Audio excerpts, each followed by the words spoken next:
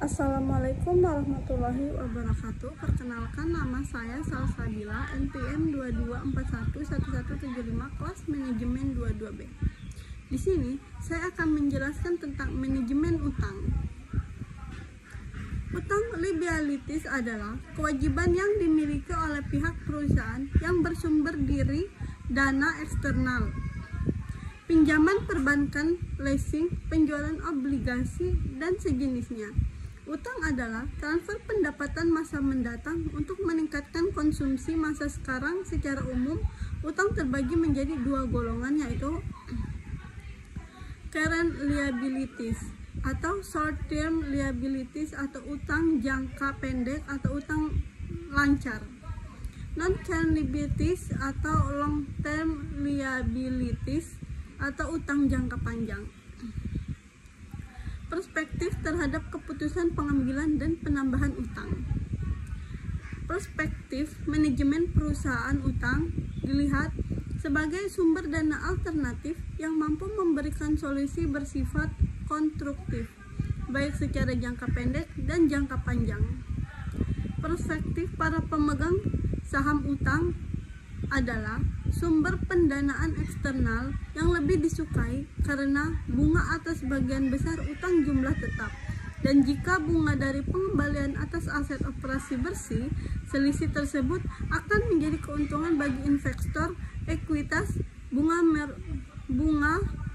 beban yang dapat mengurangi pajak, sedangkan dividen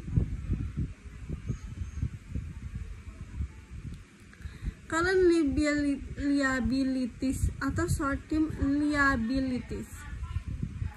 Utang jangka pendek dipakai untuk mendanai kebutuhan yang sifatnya mendukung aktivitas perusahaan yang segera ada, tidak bisa ditunda. Umumnya dikembalikan dalam jangka waktu kurang dari 1 tahun. Contohnya utang dagang, utang wesel, utang pajak, utang gaji lembur zakat, beban yang masih harus dibayar, dan lain-lain.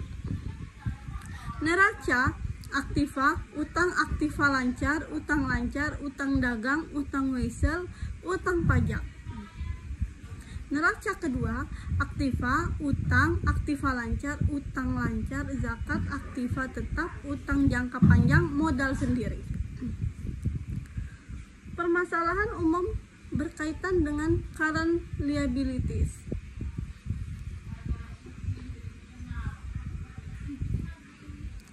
Kondisi keterlambatan dalam membayar cicilan bunga kredit kepada perbankan, leasing, dan sejenisnya secara tepat waktu setiap bulannya.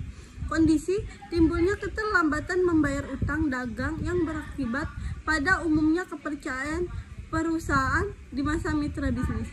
Kondisi keterlambatan bayar bunga obligasi sehingga menyebabkan perusahaan harus melakukan negosiasi dengan pemegang obligasi.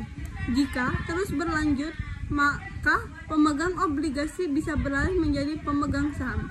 Bisa disebut dengan obligasi konversi. Keterlambatan membayar dividen pemegang preference stock atau saham istimewa secara semesteran menyebabkan turunnya kredibilitas perusahaan di mata publik. Terlambat dalam membayar karyawan secara tepat waktu. Kondisi menyebabkan perusahaan telah mengalami kondisi tanda-tanda kesulitan keuangan. Jika terus berlanjut, maka akan terjadi demonstrasi buruh dan karyawan yang memiliki zakat keahlian tinggi akan meninggalkan perusahaan. Solusinya, menyediakan alokasi dana untuk membayar kredit tersebut secara sistematis.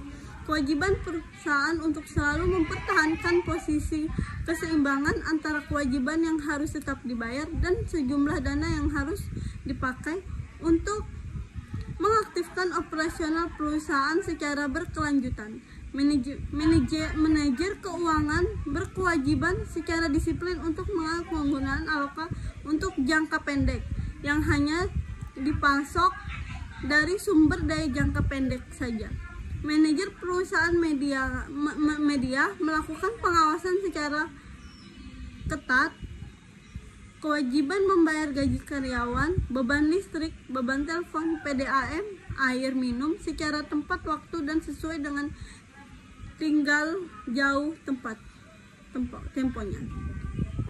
Baik, itu saja yang dapat saya sampaikan. Wabillahi taufiq wal hidayah. Wassalamualaikum warahmatullahi wabarakatuh.